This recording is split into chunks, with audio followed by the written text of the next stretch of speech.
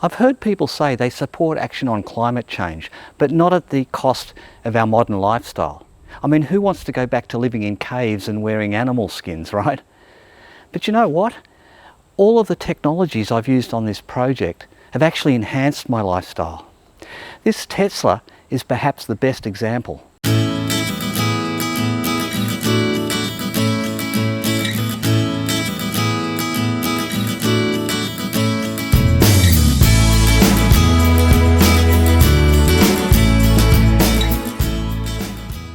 Whether it's the neck snapping performance or the world-class navigation system that plans your route and includes any charging stops you need to make along the way, or whether it's just coming back to a nice cool car when you've been in the shops because the air conditioning stayed on while you were in there.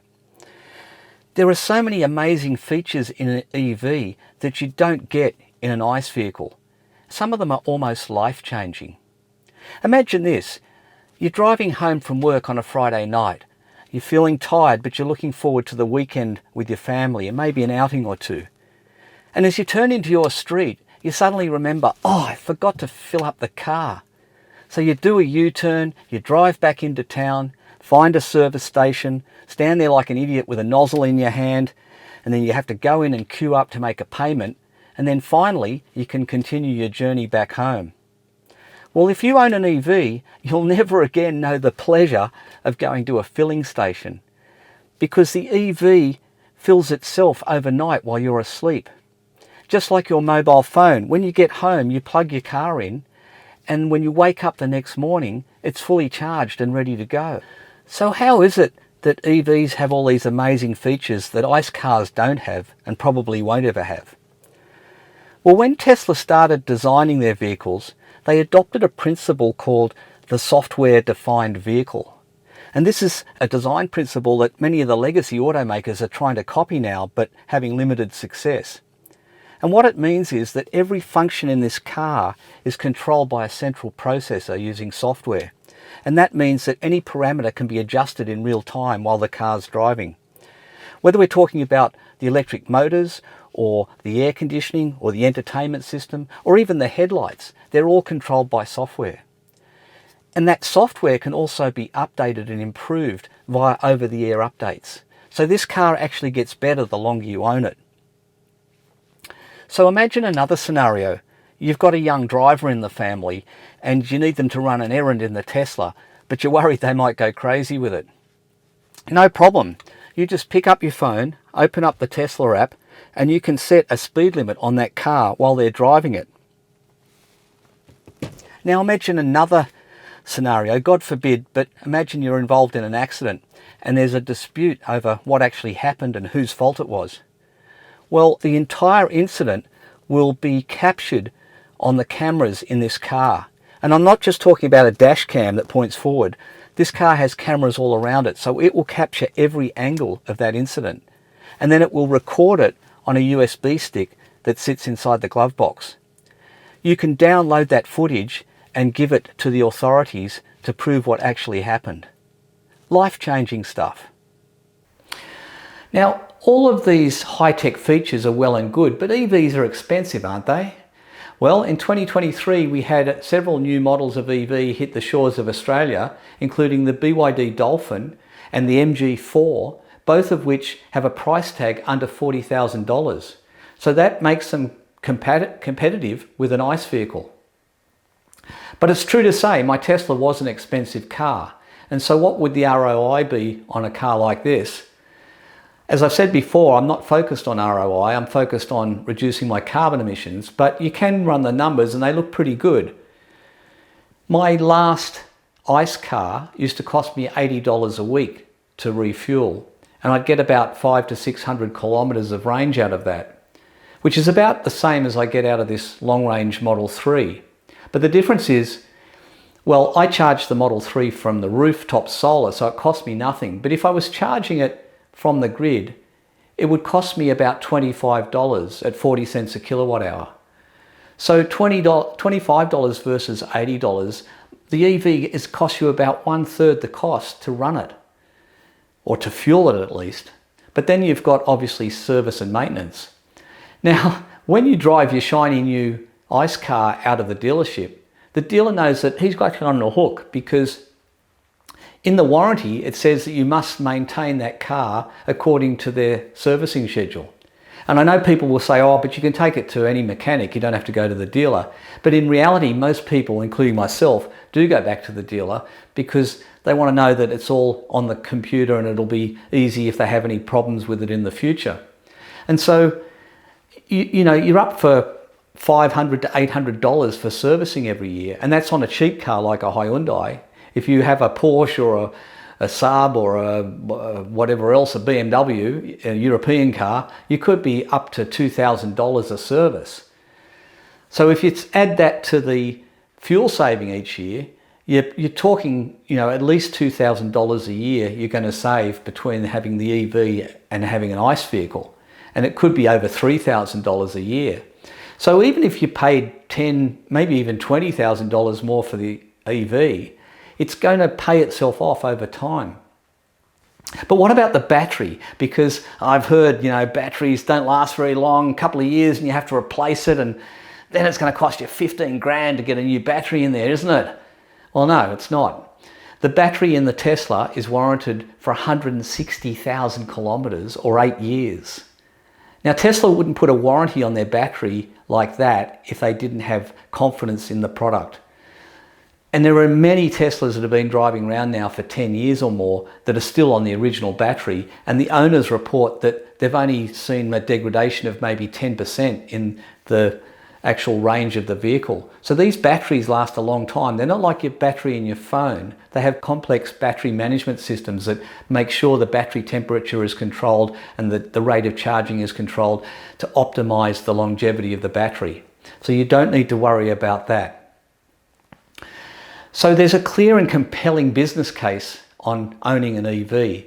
And you don't even have to go to spreadsheets and run the numbers, because when you open up your app on your phone, there's actually a screen that shows you how much money you're saving. And so in my case, I can see that I've saved $1,132 over the last year compared to my ICE vehicle. And I don't drive very far, so if I was a long distance driver, that would be a much bigger saving. And this is EVs today, but the next generation of EVs that are coming out will have what's called bidirectional charging. So with that sort of a car, you'll be able to actually use the battery in the car to power your home. So there'll no longer be a need to buy a separate battery to power your house. You won't need your Powerwall. You can simply use the battery in the car to power your home. And that means you're going to save all of that money that you currently spend on energy. So that is just going to make the business case completely irresistible on an EV. Compare that to an ICE car. It sits in your garage and depreciates. Your EV is going to pay itself off over time. So what about carbon emissions? How much will owning an EV reduce my carbon footprint? Well, we can run the numbers on that now. So I'm going to use an example of an ICE car and an EV, both of which have travelled for 15,000 kilometres in the year. And if we look at my ICE vehicle, the one that I used to have, the efficiency of that was 10 litres per 100 kilometres. So that's what it consumed in fuel. And the efficiency of my EV, my Tesla that I have at the moment, it uses 14.7 kilowatt hours per 100 kilometres travelled. Obviously they use different fuels, so in the case of the ICE vehicle, it's going to use 1,500 litres of petrol to cover that distance at that efficiency. And in the case of the EV, it will require 2,205 kilowatt hours of energy to travel that distance. And it's going to get that energy, in this example, we'll assume it gets that energy from the grid, even though mine gets it from the roof of my house. Now, to get from these fuel consumption numbers to a CO2 emissions number, we need to know one thing, and that is the fuel carbon intensity. So the carbon intensity, every fuel has a carbon intensity in terms of how many kilograms of carbon dioxide are generated for each unit of energy consumed. In the case of petrol, the intensity of petrol is 2.3 kilograms per litre. In the case of grid energy, it's not so straightforward because, of course, it depends on what part of the grid you're connected to. So every jurisdiction will have different means of generation, and it'll be a combination of renewables and probably coal and gas fired generators. So you have to know where you're running the vehicle to work this out. But since I'm in New South Wales, I'm going to use the number for New South Wales. So the carbon intensity of our grid here in New South Wales is 820 grams per kilowatt hour of energy, or 0.82 kilograms per kilowatt hour of energy. So it's easy now to get from these numbers to the total carbon emissions. We just have to multiply line 3 by line 4. So in the case of the ICE vehicle, when we do that, we find that it emits 3,450 kilograms of CO2 to travel the 15,000 kilometres. And in the case of the EV, to travel the same distance, it only emits 1,808 kilograms of carbon dioxide. So straight up, you can see that the EV is only half as polluting as the ICE vehicle.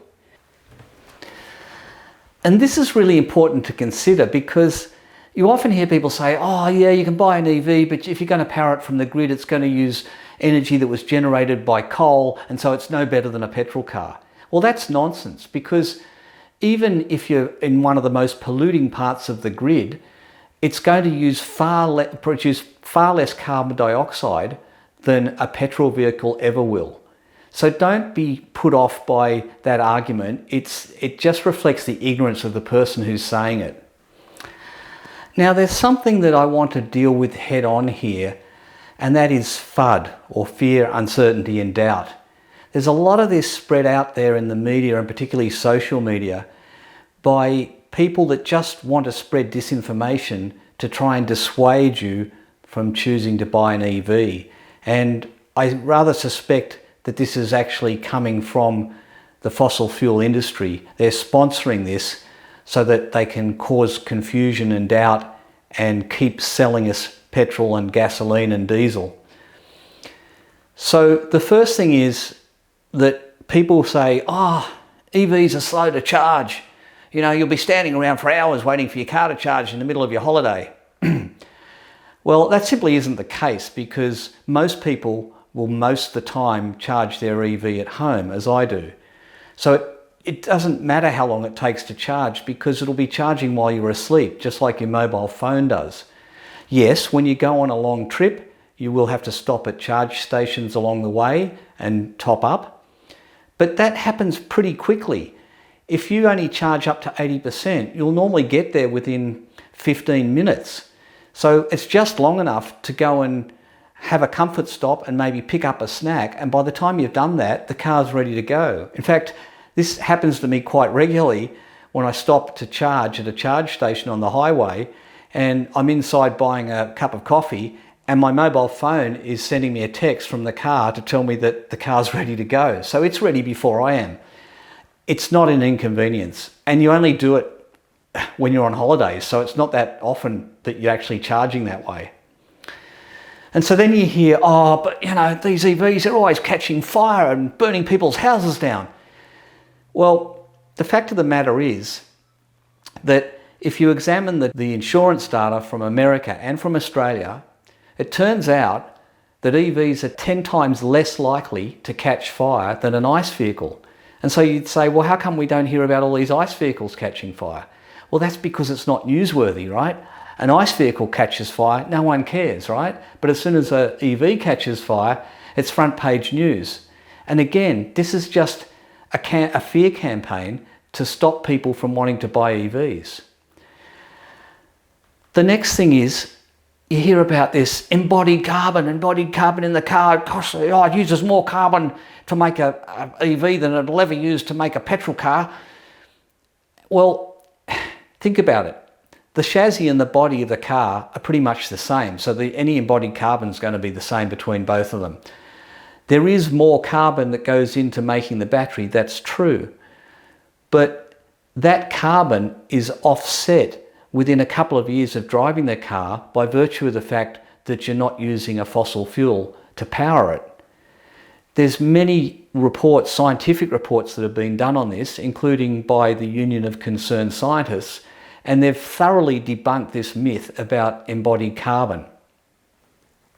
And then you hear, oh yeah, but it's using grid energy, and the grid energy is generated by coal, so it's worse than petrol cars. Well, I've already covered this in the previous part of the video, but suffice to say that there is less carbon emissions from, no matter where you plug your EV in, there is less carbon emissions from that EV than there will be from an ICE vehicle. And then, of course, battery degradation. Oh, the battery will only last a year or two and then you'll have to pay 15 grand for a new one. Well, I've already debunked that. That's nonsense as well, because it's got a warranty that goes for, 8 years or 160,000 kilometres. And then you hear, oh yeah, but they put cobalt in there and it has to be mined and dug up by these poor kids in Africa. Well, there's 2 points I'd like to make about that. The first is that there's a trend in the industry now to stop using cobalt in batteries. And so most of the modern EVs now are using a different chemistry, which is lithium iron phosphate. So there's no nickel or cobalt in the cathode. But there are still some that are, and in the case of Tesla, Elon Musk has personally committed that he will have independent auditors audit his supply chain to ensure that no child labour is used. In fact, he's even suggested that he'll put cameras up in the supply depots so that people can actually see firsthand what's coming in and going out. So suffice to say, all of this stuff is just, most of it is disinformation, and you need to be a bit, suspicious about where the information's coming from and from whom, because somewhere lurking in the background there is a fossil fuel industry that is desperately trying to convince people not to make the change to clean cars and clean transport. Okay, so to summarise, EVs are a great transport option and they'll cut your carbon footprint by at least 50%. They are far more advanced in their technology than any ICE vehicle you would ever have owned, and that makes them just life-changing. So don't be put off by all the FUD that you hear. Make your own judgment. My Tesla is a fantastic car, but I'm not pushing you towards Tesla. I don't get paid by Tesla to promote their vehicle. However, it's hard not to speak well of it because it is such a great product. If you're going to go shopping for an electric car, I would suggest that you maybe drive a Tesla first, because they really are the benchmark in EV technology, and then you can compare the other cars that you drive to the Tesla. And to do that, it's not so easy to get an EV for a test drive. And really, a test drive is so short, you don't really get a feeling for what it's like to live with. So what I suggest you do is point your web browser at ev.com.au, that's EVEE, and this is a share platform where people actually put their cars, their EVs, up for hire. And I suggest you find one in your location, and someone who's got a Tesla, probably a Model 3 or a Model Y, and hire it for a weekend off them. And go for a nice holiday, a nice little weekender away with your partner or whoever, your dog, and just experience what it's like to actually live with that car on a road trip and also back at home. I guarantee you won't come back and feel like, I'm happy with my old Hyundai. You will realise that these cars are just a quantum leap ahead of any old ICE vehicle. So that's it for this episode. Thanks for tuning in. It's been a long one, but there's been a lot to cover. And I look forward to seeing you in the next episode. And in the meantime, enjoy your electric life.